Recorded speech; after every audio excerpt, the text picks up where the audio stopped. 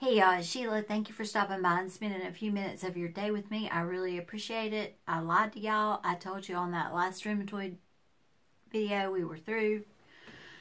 I don't like talking about this. I think y'all can tell that in the way I hold myself, in the way I squirm, the way I mess with my clothes, the way I mess with my hair. I don't like talking about it. I'm being honest. But I ended that without really ending it, so I'm going to end it today. Bam, we're going to end it today.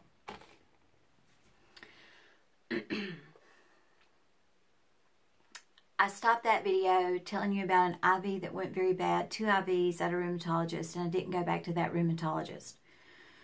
Well, obviously, I had to go to another rheumatologist. I talked to my family doctor. He talked to some of his doctor friends and sent me to another practice. I met with a very good rheumatologist. He was a very kind person. He had a very good bedside manner. And we talked, and he talked, and I listened, and I talked, and he listened, and he got all my records from my beloved rheumatologist, the rheumatologist that the wait is 5 hours long, and the nurse has a hard time hitting the vein. And my record was 5 inches thick.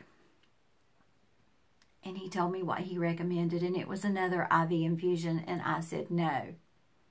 He said, well, I can understand your feelings on that with your last episode, but it's really what you need.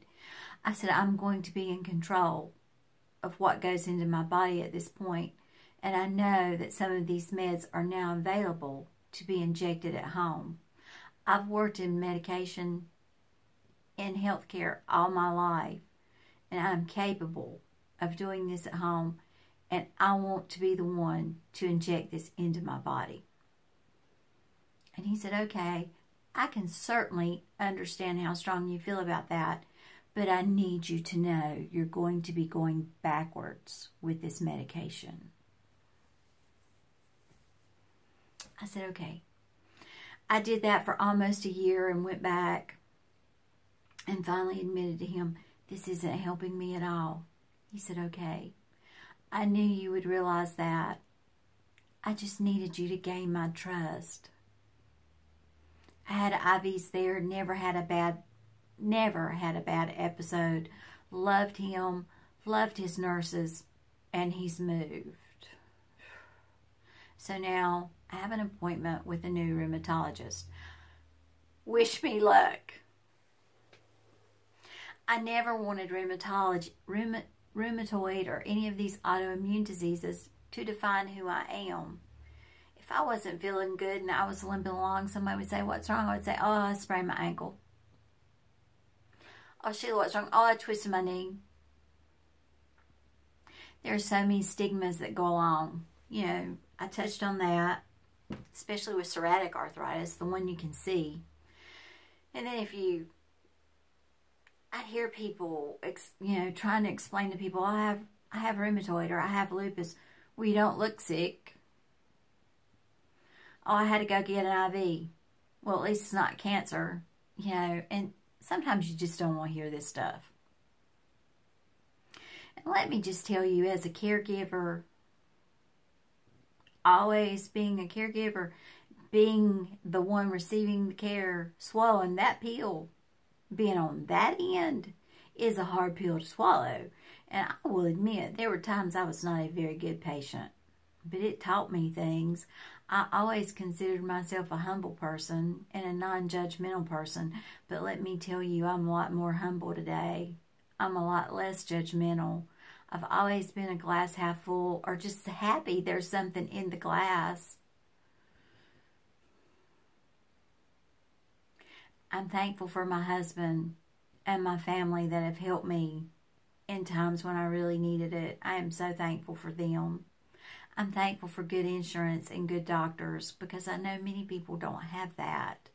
I have so much to be thankful for. And all y'all out there in those comments telling me how brave I am. I'm not brave. You're saying, oh, you're so brave and you're so strong. Yes, I am a strong person. I've always been a strong person. But I'm not brave. When I think of brave people, I think of those dying with cancer, the military, police, fire, EMTs, those that run into the face of danger. I'm not a brave person. I'm not, but I am a strong person.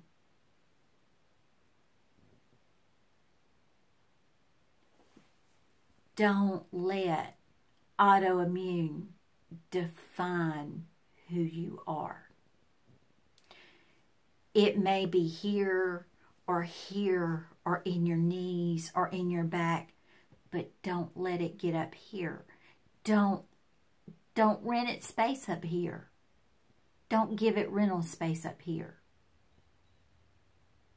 Rent that space out to happy things and fun things and good memories.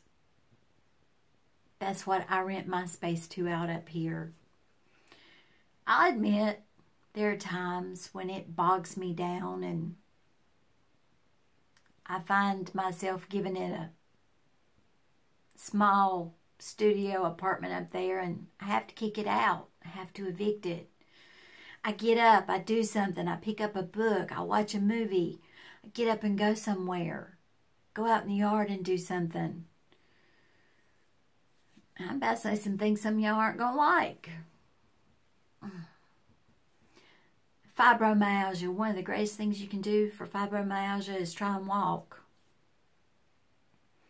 Many of my joints are bone on bone. There's not a lot of exercise I can do, and I used to be at that gym, at the Y, wherever, all the time. I can't do aerobics. I can't do Zumba. You remember Jazzercise back in the day? Oh, yeah, I was there 4 and 5 times a week. I was all about health and staying healthy. I can't do those things anymore, but lightweight resistance and walking I can do. That is one of the best things you can do for yourself is walking and some weight resistance. You have to make yourself get up off the sofa, get up out of the lazy boy, and do it. You have to make yourself do it. But then you have to make yourself sit back down. You have to make yourself do it, and then you have to make yourself rest. You have to. You have to find that balance. There has to be balance in everything.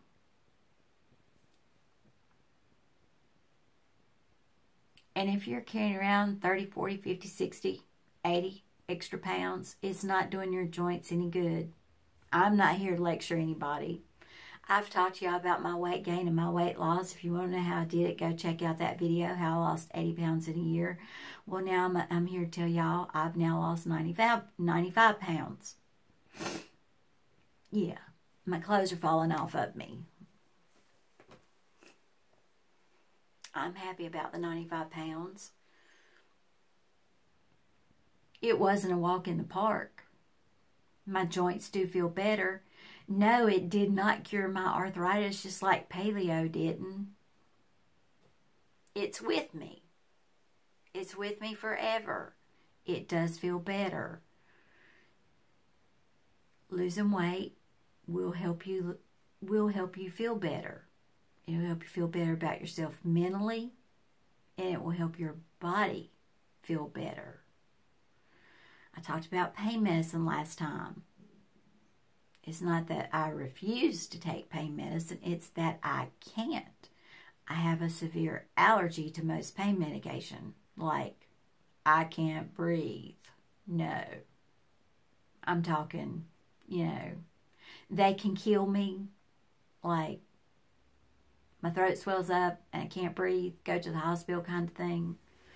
So pain medicine's just not an option for me. Some days I wish it was. I have to distract myself. Voltaire and gel, it's a lidocaine gel. That stuff is my best friend, y'all. If they quit making that, I'm going to be in trouble.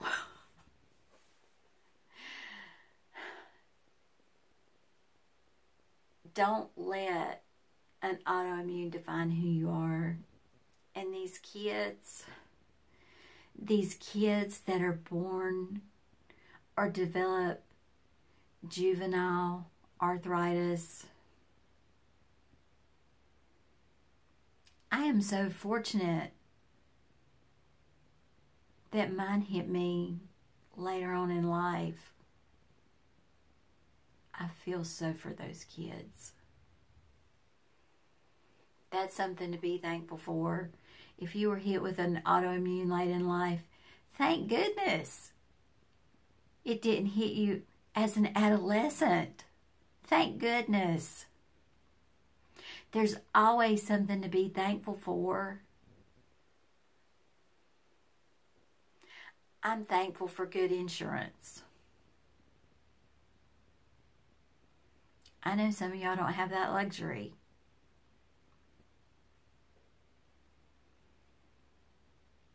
I hope we're through talking about this now. I'll do an update from time to time. I'll let you know how I like my new rheumatologist and what we're going to do. I'm not brave, but I know a lot of brave people.